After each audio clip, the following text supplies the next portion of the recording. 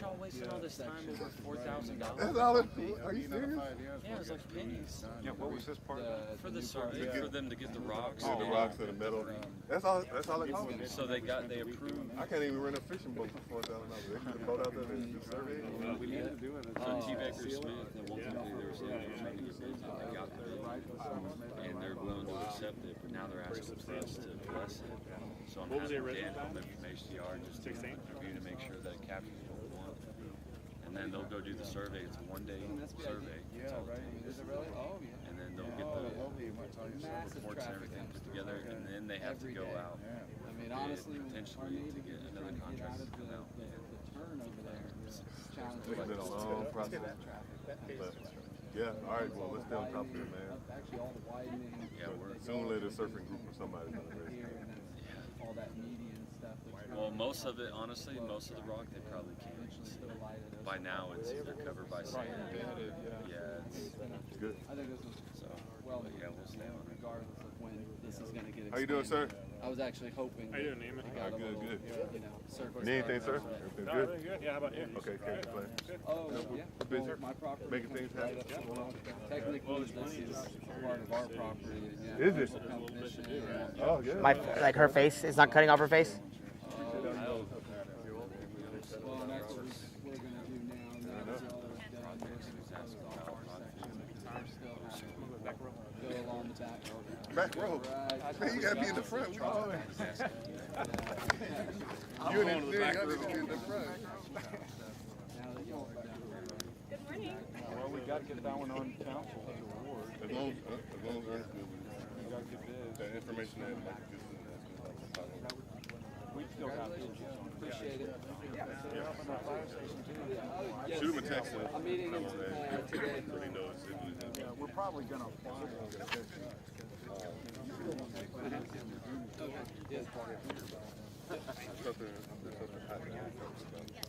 Oh, the game. Half acre right next to it, but once we connect your sewer, you'll get an acre of your land back. It'll give it a good 2.5 acres. How are you? Good to see you. Hi, Peter. Good morning. Good. How are you? Yeah. Okay. All right. Okay. Very good. Where do we go, Melanie? I owe you a picture. Yeah. I was supposed to take it last weekend. I'm gonna take it. Okay. It wasn't a good weekend. You know what? I went running. So, It's all good. sit here. Right here. Okay. Logan. I'm looking at that. Logan. Oh, okay. Right here, man.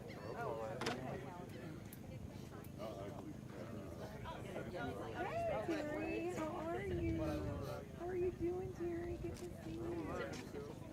Okay. Elisa. What conference number is this? Is it? Did you confirm that? Hey, I'll give him a thumbs up. Okay. Okay. I'm fairly certain it's in here. I don't remember seeing that. Unless it got cut. 17 weekly news briefings right there. Yeah. It's in the ACMs. It's 17, yes sir. It's the mayor's.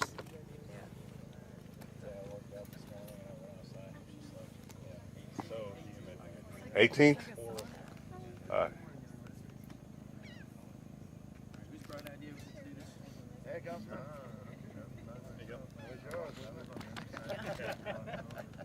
You claim this bridge too. Yeah. I think some people in Rancho Vista want to keep it close. Yeah, I know, right? They're like, People down there. I live right down there. Good morning, ladies and gentlemen. My name is Neiman Young, one of the assistant city managers for the city of Corpus Christi. And today I would like to welcome you all to the 17th press conference of 17th and hopefully the final press conference of a very important project, which is the Yorktown Mud Bridge. I'd like to take this opportunity to thank some of our guests here that we have here today, which would be the Mayor, Paulette Guajardo. We have Councilman Dan Suckley, Councilman Gil Hernandez, and the City Manager, Peter Zanoni. And here today, we are here to deliver to you all, as promised, the completion of this very important corridor to our citizens in the Flower Bluff community, the Padre Island community, and the city as a greater whole. So with that being said, I'm going to go ahead and turn it over to the mayor, Ms. Paulette Guajardo. Thank you all. Oh, thank you. Okay. Well, good morning, everyone. Thank you for being here. I'm sorry the sun's not out, but I don't know, are we though? That could be really hot. I want to begin this morning by also recognizing we have, excuse me, I'm sorry, Jose Pereira, the district director for Senator Morgan Lamantia with us. Jose, there you are. Thank you for being with us this morning. And as mentioned, our district councilman, Dan Suckley, our District 5 councilman, Gil Hernandez, with us today as well. So, a properly maintained infrastructure is paramount, as we all know, to the success of any city, especially ours, of course, and preserving our roadways helps us to ensure that Corpus Christi motorists can travel throughout the city safely. So back in December, when the city was notified about a potential issue with the mud bridge via our 311 call system, crews were immediately dispatched to inspect the bridge, and that is when the work began. And that brings us to today. The repairs are complete, and now the city's Public Works Department has put into place new procedures that will help safeguard motorists that travel citywide, all over, across any of our bridges. So under the direction of Director Ernesto de la Garza, the department will annually inspect and maintain all bridges owned by the city. I want to take the time to thank our city manager, Peter Zanoni, assistant city manager, Neiman Young, the engineering and public works leadership teams, and all of our city staff that had a big effect in the way that this project was completed and handled.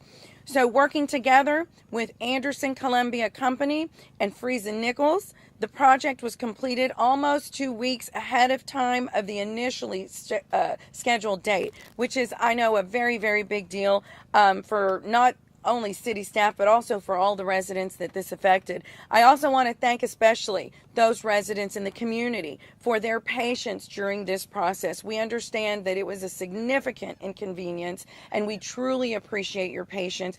I think all of us received, emails and text messages or phone calls regarding, when is this going to be done? And again, we know it affected thousands of people having to, go around the longer route home.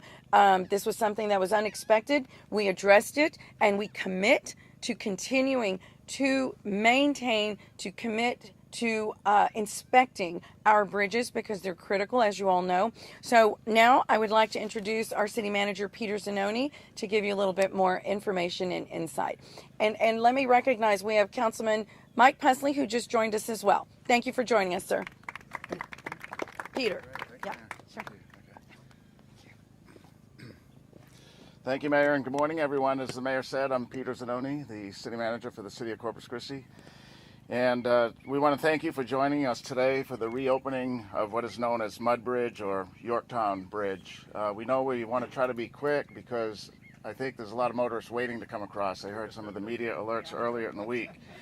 But as the Mayor said, and as we're aware, back in December, the city initiated an emergency closure of Mud Bridge after there was a washout and a sinkhole caused from neglect of maintenance, but also from the concrete itself that was used back in the 1980s with a different set of technologies that's used today. So the engineers were talking to me about this morning as we were gathering. And in the 80s, when concrete was made, the aggregate or the rock and the concrete itself, in some cases, had a negative reaction, which caused expansion and then cracking. And we believe that's some of the issue here. So it's not 100% that we didn't maintain it. It's that initially the construction technologies of the time were not as good as today. Plus the construction itself, which was initially built for the county, this wasn't a city bridge, was not the most astute. The embankment was an articulated mat that eventually washed away. It wasn't solid structure. So We have committed, though, as the mayor said, and as our council members know, especially Councilman Hernandez, that maintenance is important in our profile of running the city. And I was driving here, it also dawned on me that money is important as well. And so our community, I know in Texas we don't like taxes, but this community has said time and again, we're willing to pay if you invest and make our infrastructure better. That includes roads, that includes parks, and so we have to be committed to the community, and I think the community is committed to sharing their monies with the city to have a better environment. And it's important to bring that up today because we're getting ready to start the budget process, and we do need monies to do things like basic maintenance and improve our quality of life infrastructure like swimming pools and other assets as such. So as I mentioned, and as the mayor mentioned, the project initially was going to be several months in length, 70 working days. Due to our great working relationship that we have with the private sector contractors, and in this case, Anderson Columbia actually beat the time by 10 days, by close to 2 weeks. That just didn't happen because they had adverse conditions they had to work through, to include extreme weather events, title issues. They remedied that by working on the weekends, bringing their crews in on the weekends and keeping them as late as they could in the daytime. Several members of Anderson Columbia are here. Anderson Columbia, as you may know, is a new big company in Corpus Christi, headquartered here for the region. They acquired they acquired Haas Anderson Columbia. So Anderson Columbia is the new company, but they are the largest road and bridge contractor in Florida. And they've been in Texas. They've made Corpus Christi their headquarters for the region in Texas. So the work that you can see here, the expediency, the dedication, and the crews demonstrate we have great companies helping us here in Corpus Christi. So we want to thank Anderson Columbia. Kent Voss is Kent. Where's Kent? Is your first name Kent? Jake. Sorry, Jake Voss. Okay, I got the last name right.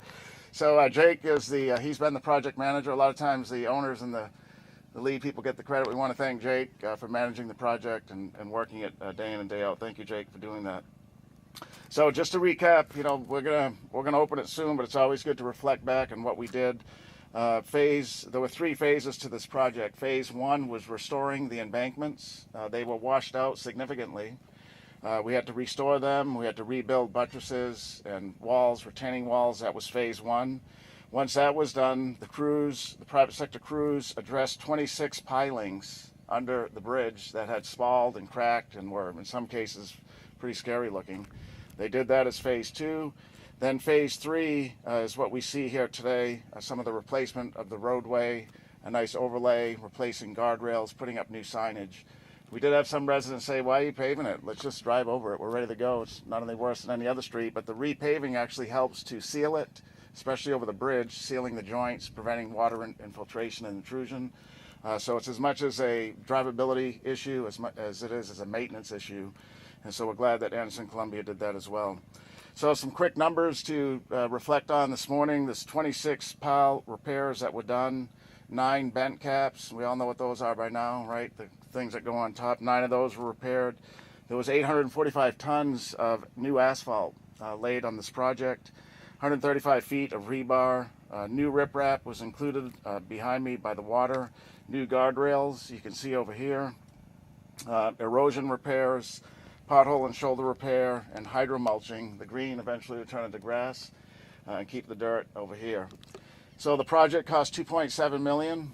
Not an inexpensive project, but we were able to fund it because for the first time ever in the city's history, we have a dedicated stormwater fee, and we had monies in there for emergency projects in and around this $2.5 million. So had we not had that dedicated stormwater fee, we would probably be not doing another project to do this one. So we're thankful to the City Council for the first time in 3 decades finally passing that stormwater fee. That helps us with stormwater projects, with bridges, with street sweeping, and clearing our channels, our earthen channels. $2.5 million in CIP funds will be needed in the coming year to do our annual maintenance program. As Ernesto, our new Public Works Director, said, TxDOT can be producing reports all day long on bridge maintenance and bridge stability, But if you have no one in the city that knows how to read those technical reports, it's, you're just producing them for who knows what. So Ernesto brought that to our attention that, hey, we need crews in our city team or contractors to help us take the information from TxDOT and understand it and react to it. So that's our new plan going forward. We'll have a proactive maintenance program for some 68 bridges across our community that we didn't have up until now. So let me just see what else here that's important. The only other thing I want to comment on this morning, and then we're going to welcome up Councilman Suckley, is that this press briefing, we wanted to have it. We could have just opened the traffic, opened the bridge and let the folks come by, but we wanted to conclude what Neiman has said, what we know to be 17th. This is the 17th time we've engaged the community, and we've done it every single week since December.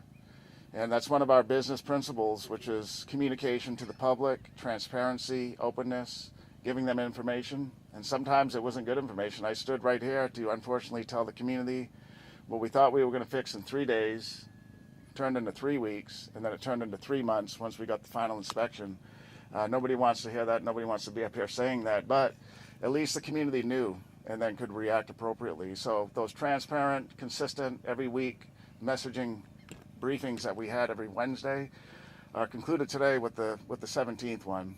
And I just want to highlight that the City Council and myself and our teams are open to the public, and we have transparent business practices, and we want to engage the public, and we want to hear from them as well. So with that, let's hear from one of our council members who engages the public quite frequently, and that's Councilman Dan Suckley.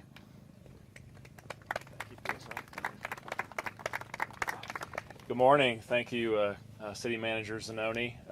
Lots already been said, so I won't be redundant and say the same things over again, but being the councilman for District 4, understand the importance of this bridge. I've lived in this community for 40 years, and it's traversed by a lot of us, back and forth to work, to school, to all kinds of stuff. So it has been a hardship on our community, and like has been said, appreciate the patience of our community, and Peter and staff have been great in terms of providing communication in the weekly updates. That's been helpful. It was unfortunate this happened in December. Nobody expected it to happen. But we got on it with the help of engineers, and obviously our Public Works Department has a lot of credit for what's transpired here. But the engineers and the contractors led by Jake and Austin Carter and Randall Moore, appreciate them and all their efforts to move this forward. So with that being said, let's start some traffic moving here shortly, and I'll turn it back over to Communications Director Cobbs. Thank you.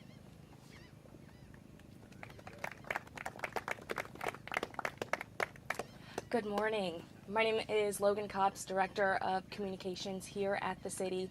Thank you all again for attending today's rededication ceremony. To our city manager, Peter Zanoni's point, the community is waiting to use this bridge. So let's go ahead and get this open. At this time, I would like to invite the mayor and our council, any other dignitaries, and the city manager to stand near this sign here, and we will be flipping it to open. So please.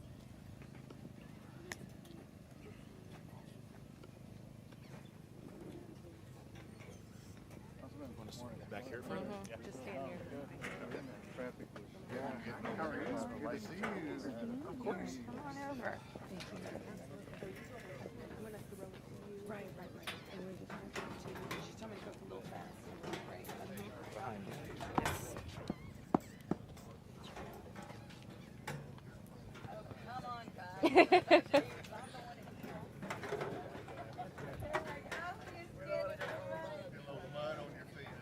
Matthew, it's because Brian's shooting. No, you're good. All right, at this time, the mayor will start the countdown. Okay, ready? So we're going to count down from 10.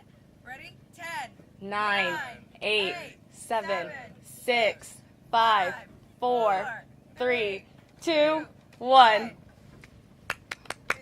Yes. Oh, and here comes the first car. There you go. Woo! The first car, who is it? It's one of us. Public Works Supervisor. Oh, is it? Good job. Oh, there we go. Okay.